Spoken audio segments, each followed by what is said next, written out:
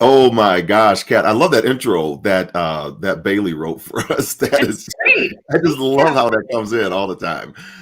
You are back live on another episode of Performance Shift, where if you've ever wondered what it takes to achieve remarkable success to overcome obstacles and transform your performance in the face of big change, then you're in the right place. That's right. We are going to take you on a journey of discovery, exploration, and transformation to give you the tools you need to navigate your own moments of change. And I'm John Register. I'm a two-time Paralympic athlete and a combat Army veteran and an author. And I'm Kat Koppett, an organizational consultant, author, and improviser. Together, we're going to be sharing our expertise and insights into how we can navigate change and find success in the face of adversity. Yes, we are. We are up on Apple and Google and any place that you catch your podcast. So if you're here with us live, welcome. If you're listening to us in one of those places, fantastic. And if you've been enjoying these episodes, please select the notification bell, share it with a friend. We have a great show today. We're going to take a pause, a little bit of break for having a guest on because we've had some amazing guests. Amazing. And we just want to kind of unpack a little bit of what we both learned, I think, and then get into some topics or themes that, have come up for each one of us. What's been resonating with you? I think one of the things that struck me about all of our guests and that I'm also seeing out in the world with my clients is that there are sort of two paths to change. One is I'm making a choice, right? I have a vision. I want to take a leap. Something has come to fruition. So that's like, I'm getting married or I got a promotion that I've been working for, or I'm choosing to leave my job and start my own business. And then there's this whole other bucket of change, which is change that is thrust upon us, right? So it's at the heart of your story, John. Yeah. And a lot of our guests have also had experiences where something happened to them, and then they had to figure out, how do I accept and build, in improv language, how do I yes and what's happened to me because I don't have a choice. So I'm just interested in that distinction, first of all, and what's the same and what's different when you come to change from those two different vantage points. I think that's great. I want to explore that for sure, on thrust upon you or that you choose to do it. I think there's some great examples. I think what's coming up for me is the accountability that I've been seeing in the work that I've been doing. So I've been working with this one particular client, and I have like 25 engagements with them for this year. So I'm starting to get some really great data points as I do a survey at the end of my presentations. But one of the action steps that I invite the audience to do is I'm speaking, so let me set it up. I'm speaking at the beginning of the conference. So they haven't really learned anything from the conference as of yet. They're usually just meeting their friends, but they're excited. There's excitement that's in the room. The action step I invite them to do is whatever they discover along the way, whatever they discover, is that they know they need to do. They know they need to do this one action, or there's a goal that they have, or it's an insight that they've received, is to write it down. And then by the next day at 10 o'clock in the morning, to take one step towards that action, and they get an accountability partner with them, so they can actually hold themselves accountable to it. And then I invite them to share what they learned with me. I give them my email address. Yeah. And out of about 2,500 people, I've received about 20 responses now. So it's about 1%. So I put them in the 1%ers club. And I'm fascinated about that. And I'd like to talk a little bit more about why I think that is, and relating it to some of the things that I've been through, and of course, what you're talking about with these how change might be thrust upon us. Right. Well, why don't we start there? I think that's fascinating that you only hear from 1% of the people. I wonder how many people follow through and don't reach out to you, right? That would be another group. But what do you think? What do you make up about why people might be stuck, if that's the right word? Yeah. I really, I want to ask the question to those that are responding, because the responses I'm getting of those that do it, the kind of 1%ers, amazing, amazing. I'm like, holy cow, that's what they heard and did from. I mean, somebody wrote me and said they were working. They had a person that they wanted to share this idea with, and they were stuck in how they wanted to share it. Yeah.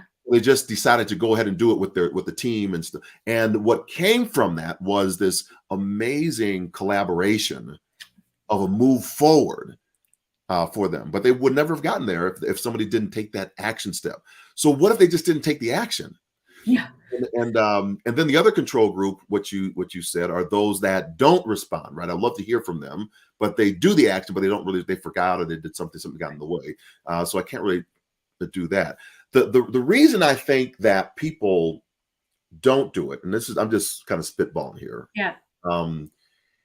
is the jump is too great. Mm. Goal, the vision, what they're thinking about is so large that they can't see the incremental step that they may need to take. The hardest part of my presentation, and the hardest part of being a keynote speaker, an inspirational speaker, which adds what I believe that inspiration is from inspiro, which is a Latin word to add breath into, to add life, is to get them to not see the end state of where I used to be. The Paralympic silver medal is something that I won 23 years ago, but that's kind of the almost the highest pinnacle of the story, right? They see it in the video and think there's stuff that's happened afterwards, because I've lived 23 years, since that time, but they see that, oh my gosh, but I could never do that. I could never, I don't want to lose a leg to win a silver medal. So the distance, the jump is too great. Even with the military veterans I was talking to, I can't go into a hospital room talking about a Paralympic medal when they're at the first step of just accepting, and they can't even accept who they are. Yeah. Because of, things we talked about in the past of society and other people, and how we, kind of hold people back. So I think that the distance is too great, and we have to lower those things down. I would love your thoughts on that, and I want to kind of come back with a story around a value that I put in place with this very topic. Brilliant. I'm excited about that. Well, one of the things that you made me think with my improviser brain is this idea of being present in the moment and accepting and building in the moment, as opposed to trying to plan too far ahead. So when we're improvising, if we're improvising a full-length play, right, one of the traps is that people can start to script in their head and say, oh, it should go this way, or here's where the story is going to be. And then if something doesn't fit between where we are right this moment, my partner then says the next line of dialogue, and my vision of how the story is supposed to go is, if that doesn't align with how I had imagined the story is supposed to go, then I get frozen, and I'm like, oh no, now I don't know what to do, because I'm fighting with the current reality. Yeah. So that I can't plan the whole story. By definition, I have to be present and just do it one step at a time. So there's something in what you said about, it's great to have a vision, but also sometimes our picture of how it's supposed to be in the future can keep us from accepting what is in the present and just taking the one next step. So in improv, we say, just do the one next thing. Yeah, the one next thing. Yeah. We have Amani Roberts, who's going to be coming to the National Speakers Association. He is listening in. It's on travel. Good morning, Amani. Thank you so much. I will not hold it against you that you're not going to sit at my table at dinner and you're going over to the amazing Crystal, Washington. That's fine. Crystal is an amazing, just an incredible person. And Amani is just an incredible gentleman as well. Here's something that just came in. I'd love to kind of just share with this before I go into mine. This LinkedIn user says, I can tell you that sometimes life takes over. Sick elders in the household, kids, and even when I'm stretched thin, I am committed to myself, and I will take time to improve myself in the day.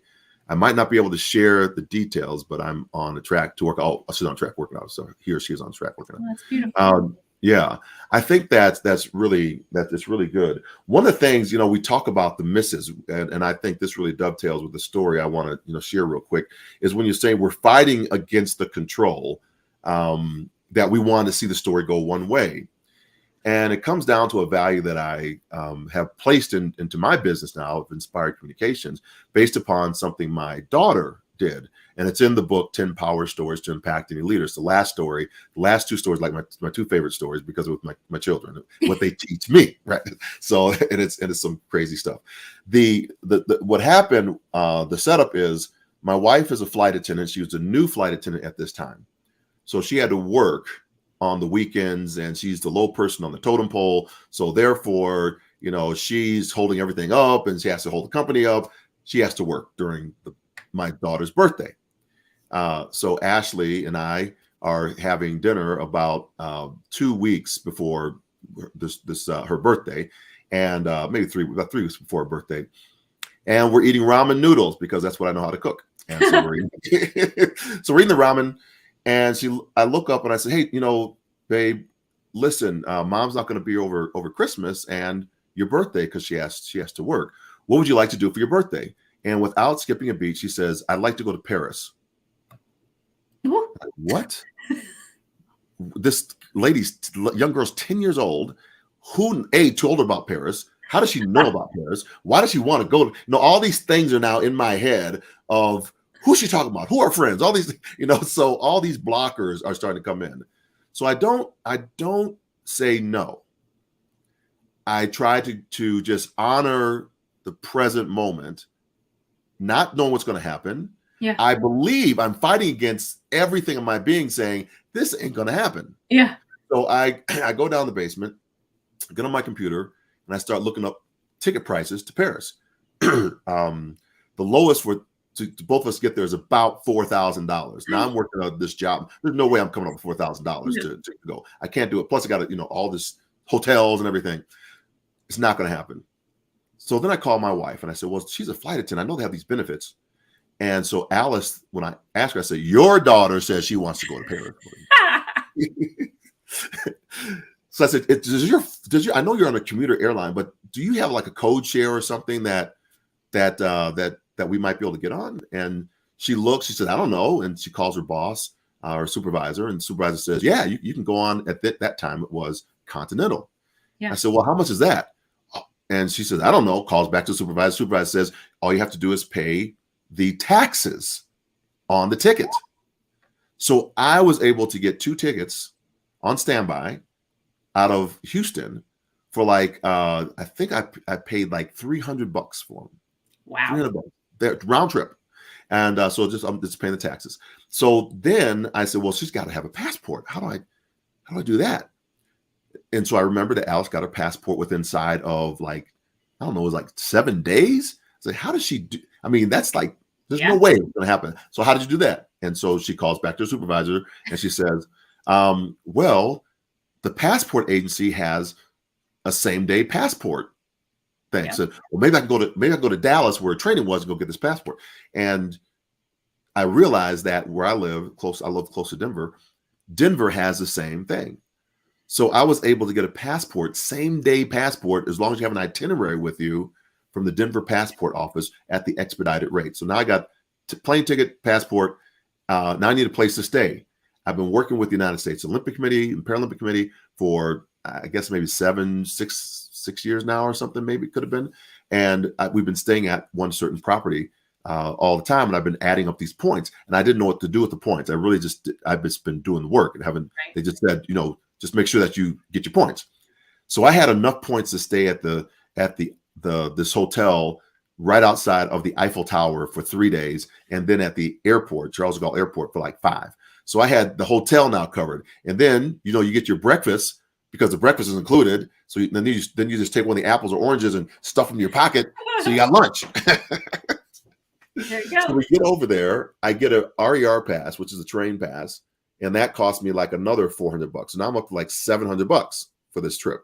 Um, so we get all the zones, so we can go to all the museums. And I say, okay, I got to save money for the museum.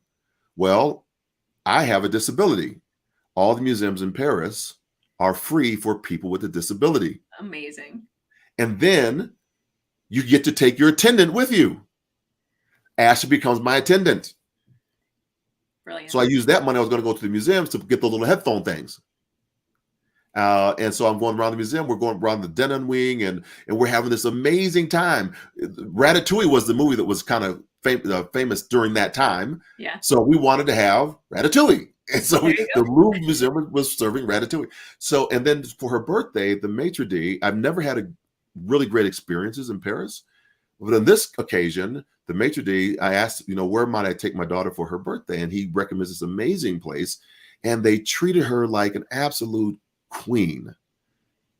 Amazing. I was like blown away by all of this.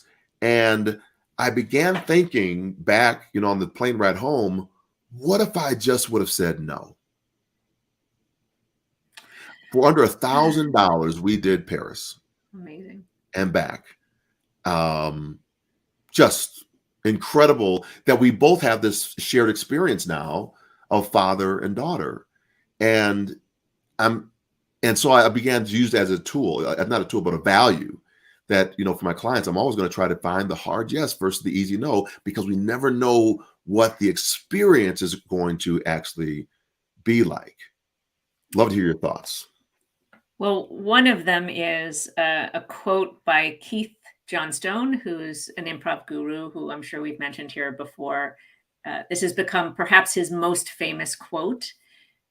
He says there are people who prefer to say yes and people who prefer to say no.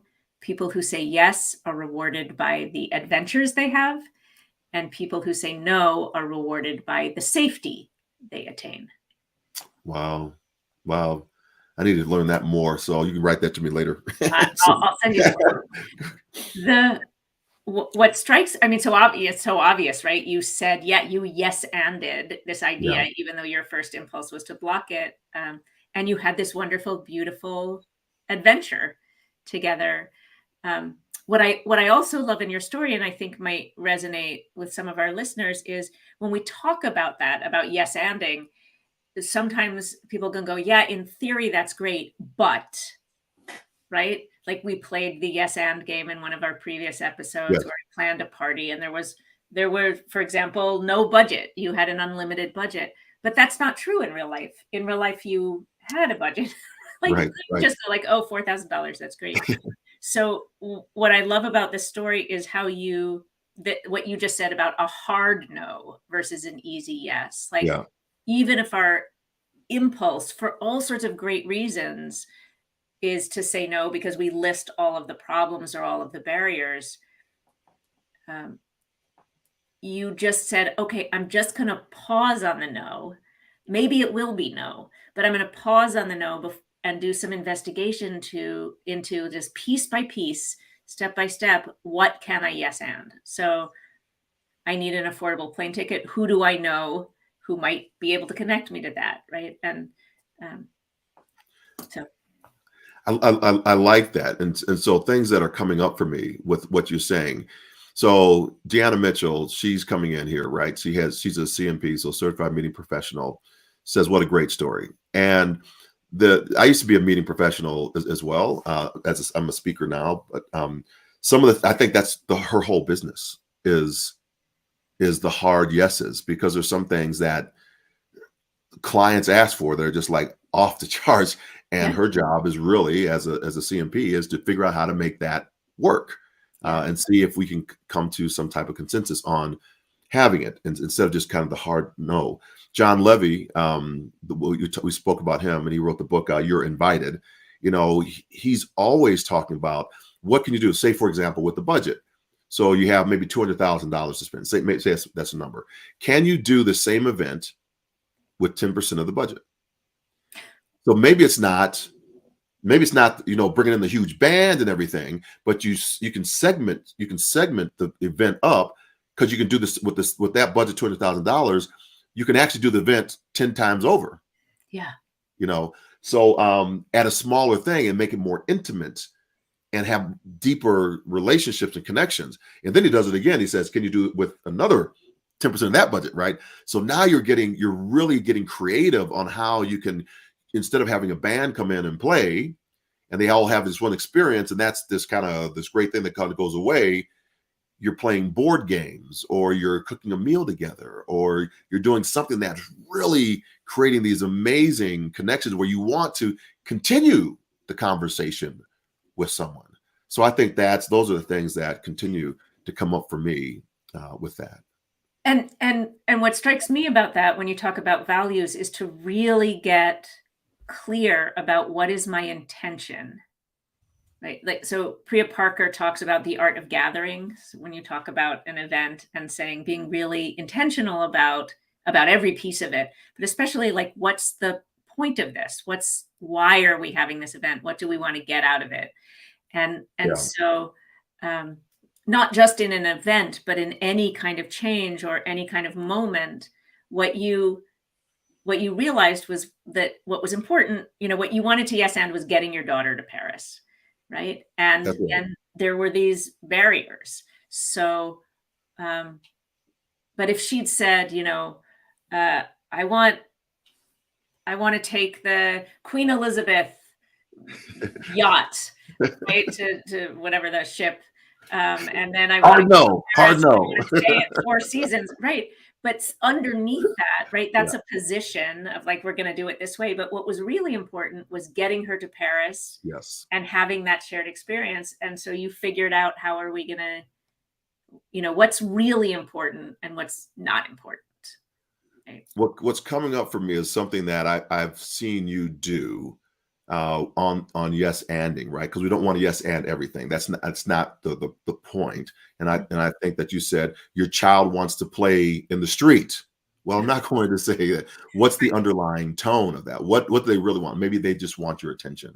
And I've seen you do that, very beautifully. There was a gentleman, The Art of Gathering, Amani says here. That's a great resource, right? He says The Art of Gathering is a great book also. So Amani, thank you for sharing that with us, of The Art of Gathering.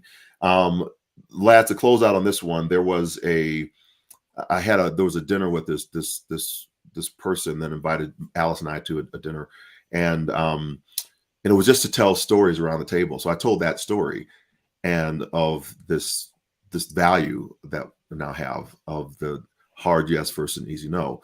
And the couple that heard us, unbeknownst to us, they actually tried it, and they had this amazing experience. And after it was over with, because they were contemplating doing this thing, and they were saying all the reasons why they should not do it. And that conversation shifted them to say, let's do it and just see where this goes. And they had this amazing experience that they came back and shared with the group later on. I'm like, holy cow, somebody actually listened to what I was talking about. I said, see, Alice, that's what you need to do. You need to listen to us. I did. It really strikes me that your daughter is how old now? She's now 26. And she's an event planner.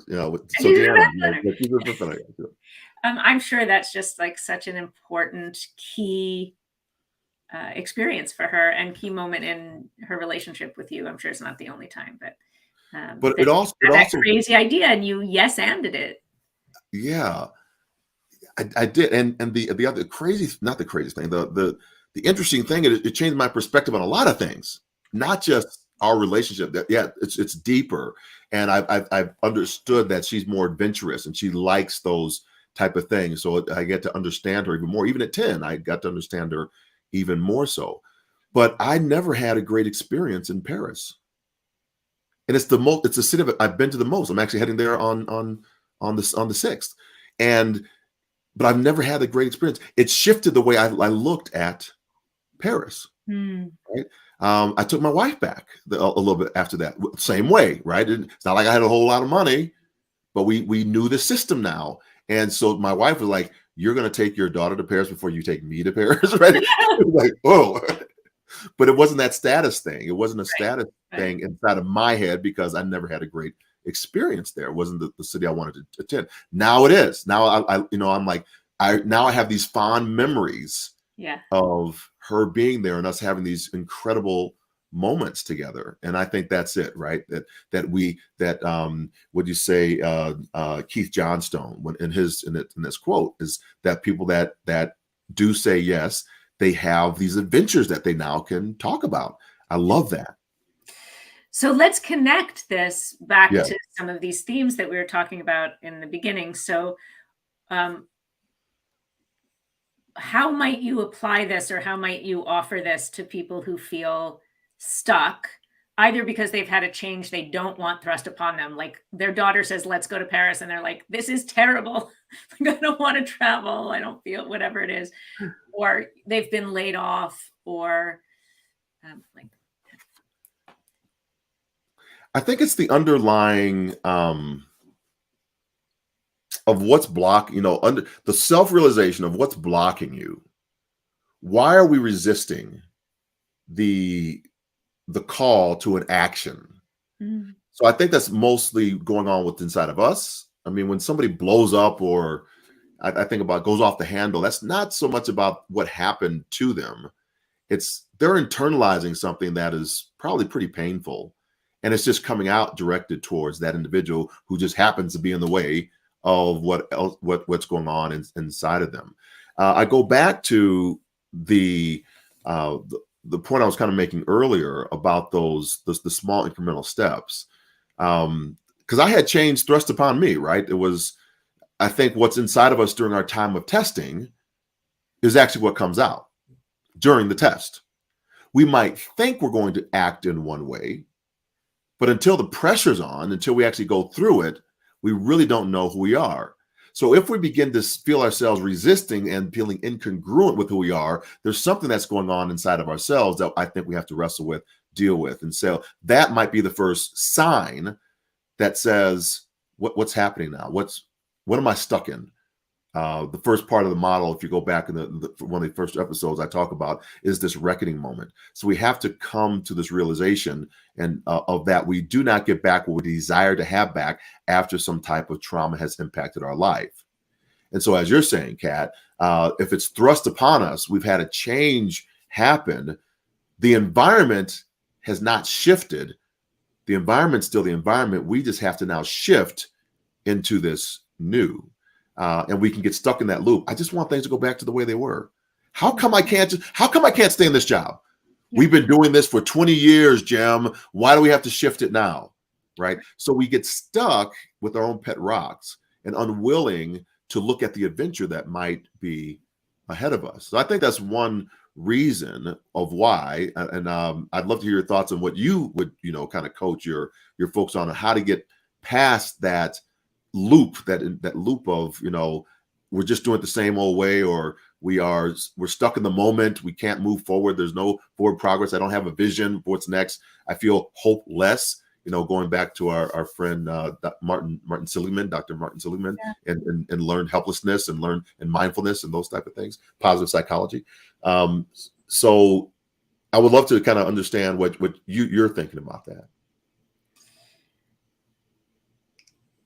I guess a couple of things come up for me. One of the themes that I'm hearing in our conversation is this idea of just being with the present moment. Mm-hmm. And when we get too far pulled into the future, we lose track of what are the steps, what can I do now? And that can be overwhelming. Like, I'm going to write a book. Oh my goodness, that's so big, right? How can I possibly do that? As opposed to, what's the key message I want to have, or how can I outline it? Or maybe I'll write a few sentences today, right? What can I do right now in this moment today? I can't write a book. So that's one way we get pulled. And then what I just heard you talk about was the opposite pull back into the past, right? I'm reluctant to let go of whatever it is, right? It might be something literal, like your leg. It might be a job, yeah. But something about identity or comfort or safety, right, that I'm used to, or just a sense of myself, right? This is who I think of myself as being. And how can we, and the practice of just being present in the moment and aware of what exists and what is true then become the offers that I can choose to eat. Like, what there can I yes and? What there can I build with? How can I start with acceptance and awareness? So in your story, the first thing you did was say, I don't know how I'm going to do this. I don't even know if it's possible, but what is true in the moment is my daughter has expressed a need and I value that and want to see if I can fulfill it. Right. So the first thing I'm going to do is a little bit of research. Right. And I'm just going to do that. And then we'll see what comes next. That could have been the end of it. Right. You could have called your wife and had her say, no, we don't have anything like that. And then you might have had to have a hard conversation where you've said, I love you. And let's go to Disney. We can get to Disney World. There's Paris at Epcot, or Right. Yeah. I don't know. Right. So I think that's it for me, is being in the moment and then saying, what is there for me? What must I accept? And then how can I build with that? Yeah. What came up for me is I was thinking about when I get stuck. I get stuck. I get stuck with You, John? absolutely. I get stuck in big projects. I'm stuck on one right now. But I'll tell you how I'm getting out of it. I have a big presentation that's coming up. It's a 45-minute presentation for influence, which is the National Speakers Association conference. It's just a breakout session on making intentional connections. And so the putting, it's because it's new for me. I'm putting together things I really don't share. I know what I do in my systems and processes, but putting them into a presentation for somebody else, that's big. So I've struggled with it. I procrastinated. But then what I did was I said, I need an accountability partner.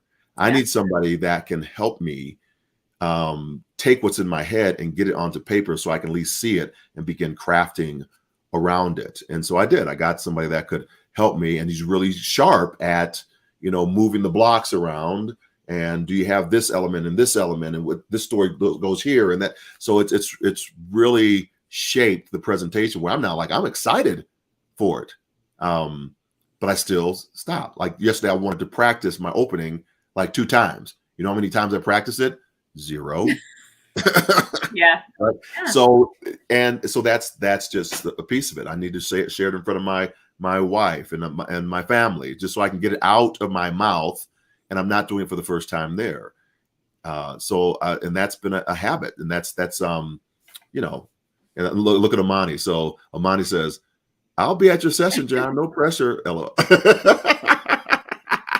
Somebody's got me. Well, it sounds like you're right on track. And I love this idea of an accountability partner. You mentioned it a couple of times. In improv, we talk about focus on your partner, delight your partner, make your partner look good. And one of the great things about improv is that we're doing it collectively, right? Yeah. And so if I start to focus too much on myself, I can get really spun in my head, and those voices that we've talked about can get really loud, that we talked about in the Dion episode. But if I'm serving my partner, then it frees me in some ways. Right? So you have someone doing that for you. Someone else can listen to your story and say, oh, here's what I hear. Here's how we might design it. That's work that we do as speaker coaches all the time. And people are like, that's amazing. How did you do that? And I was like, actually, I was just listening to you. Right. But I can listen on the outside and translate back for you in a way that's actually much easier than doing it for myself. Right? Like I speaker coach all the time, and then I have to give a keynote, and I'm like, right. and my people have to coach me, or I can then go to someone else and say, listen to this, coach me, because being on the outside offers a different kind of support than, doctors don't do surgery on themselves. Right. Right. I heard yesterday, I was in a room on LinkedIn audio, and somebody said to be a great speaker means becoming a great listener. Snaps, right? It's love it. So we want to play a game, or I was just going to say it. That? Okay, all right. Play a game. So in this idea of listening and being present in the moment, I thought we could play a game called Last Letter, First Letter. Yes? Yep. So we'll start a conversation. Maybe one of our listeners wants to type in a topic or a word for us to have a conversation about. And then the rule is simply that whatever I say has to start with the first letter or sound of the last letter or sound that you made, right? So if I said, "Hi, John, it's great to be here," then your next sentence would have to start. Every day is, yeah. Okay. Good. Exactly right. I don't see anybody coming in on the comments right now, but for that, if somebody does post a comment on what the topic should be, we'll go back. We'll start again. Resilience. Resilience. Amani says resilient thinking. Okay, says Holly. Okay, so first one came in was resilience from Amani. Is that what we want to go with? Resilience. Resilience. Okay. Sure, thinking will come into it. And thinking what might come into it. And so we have Holly with thinking. Okay. So I've been thinking about resilience and how it can be used as a positive word, but also as sort of a I don't. My daughter hates the word, hates being called resilient. To that end, people often will not agree with the word resilient, I think, because they think it means something that they have to insurmountably overcome. And when I really look at the word resilience, it's really about a growth process in which we all can aspire to. Other people sometimes project resilience onto you in a way. I think that's why my daughter hates it, where you're just doing something hard because you feel like you have to, or you don't have a choice. Like during COVID, when she was in her senior year of high school, and the teachers would be like, "Oh, you're so resilient," and she would say, "Well, what choice did we have? We weren't going to quit or like not apply to college." So when other people project it onto you, it can feel like a burden rather than an actual characteristic.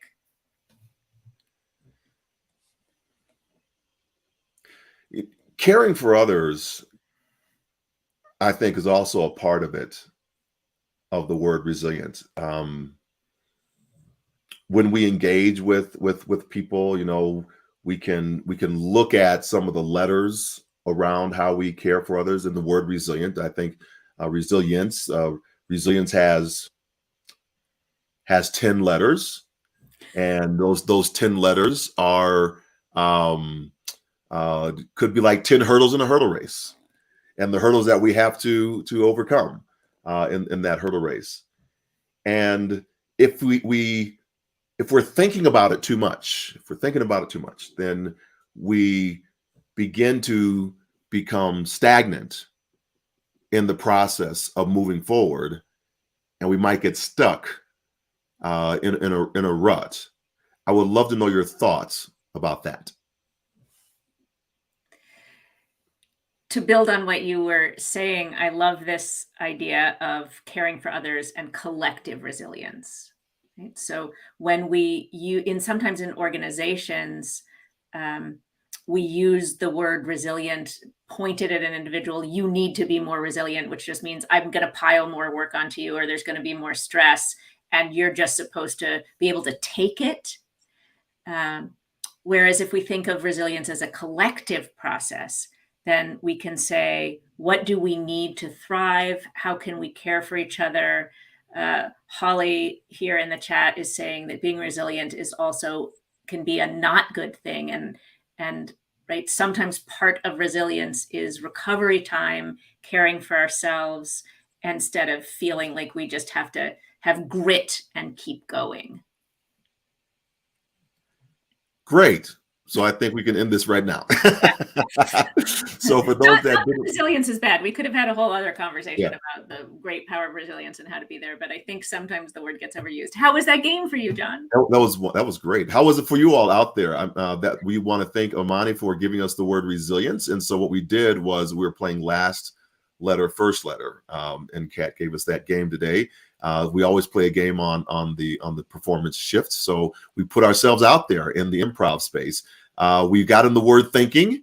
A couple times I heard you say it. I said I think we got at least 3 times we said thinking. So Holly, thank you for that. We got that word in as well. If you came in late and you were like, we were actually really talking about resilience, we were playing a game called last letter, first letter. So that was what was going on. So the last letter of the word that Kat may have said was the first letter that I had to begin my next sentence with for that. So you can play that game as well. And I would love to, what else would you like to say about last letter, first letter? What would you hear? The idea of it is to keep us in the present moment and with our partners, as opposed to planning ahead what we're going to say, right? I can't know what I'm going to say until you've finished saying what you're saying. So if we pull the theme through today and talk about how do we yes and in the moment, how can we not get too pulled into the future or too pulled back into the past, this is an activity for exercising that just being present moment and co-creating. So that's what I love about it. It was fun for me. What I was thinking about is that this is why I want to share with you all that are out there. This is why Kat is so brilliant, because she knows how to connect this to these play games, exercises, activities, whatever you want to call them, into a corporate setting, so that you can extract with your teams how to be better and more efficient and learn to listen more intently and more deeply. I love what Holly was talking about, the silence that's in there. We know that in the military, when we come back from theater, it's time to recover the equipment. And the track and field athlete or the athlete can't perform at the optimum the next day unless they recover from what the exercise was on the current day. So you can't jump ahead of yourself, or else if you're not training at the optimum, you won't be able to, you'll steadily be in a state of decline. So you have to get your rest and recovery, which I believe is also in resilience. And I had a little cheat sheet because I have the resilience sheet of my 10 power words, and that's the word. And so he came up there. So I have a ritual, endurance, silence, ingenuity, listening, intensity, engage, never yield, courage, and then two for the last one, evolve and elevate. So that's yeah. So those are my 10 kind of words. So bring in John and he'll do a whole thing on resilience for you. A whole thing on resilience. So that's it. I love it. Oh, I guess we're probably at our time today. So I'm loving the conversation. We've had amazing folks come in. We have people, going back and forth. Dion saying, "What's up, Amani?" Amani saying, "What's up, Deanna?" So that's great. Amani saying it gets claps on there. So thank you all for being in with us today. I'll just jump in and close the show out. So thanks for being on today's episode of Performance Shift. We hope you enjoyed our discussion, gained some valuable insights that you can apply to your own life and work. Thank you for tuning in to another episode of this podcast. We strive to provide you with the tools, the insights, and stories of remarkable individuals who have overcome obstacles and achieved remarkable success in the face of big change. As always, I'm John Register, a 2-time Paralympic athlete and combat Army veteran, and I'm joined by my great colleague, Kat Koppett, an organizational consultant, author, and improviser, and together we are dedicated to sharing our expertise and guiding you on a journey of discovery, exploration, and transformation. So if you haven't already, make sure you subscribe to Performance Shift Podcast on Apple, Google, and all those platforms, your preferred platform. By doing so, you'll gain access to all of our episodes and never miss out on the valuable insights and stories we share. This is episode number 10, the Deca episode. I can't believe we're here at 10 already. We made it to double digits, John. We made it to double digits. That's awesome. And we told the story of your daughter's 10th birthday, so that's so cool. And that's, oh my gosh. And resilience has 10 words, right? 10 letters. So there we go. We got the Deca that was already in there. We didn't even plan that. Wow, we just all this noticing. You can find Kat Koppett at Koppett, that's Koppett, Koppett.com, Koppett.com, and myself at johnregister.com. Book her. She's amazing, just incredible. So just do that. LinkedIn user says, thank you, John and Kat. We want to thank you all for tuning in. We'll be back here. We're going to skip next Saturday. So just don't tune in next Saturday, and we'll be back the Saturday after that. Enjoy your July 4th. That's coming up. I'll date the show, and we encourage all of you to select that notification bell. And we'll talk to you later. Go forth, inspire your world. See you next time on another episode of Performance Shift. Bye for now. Bye.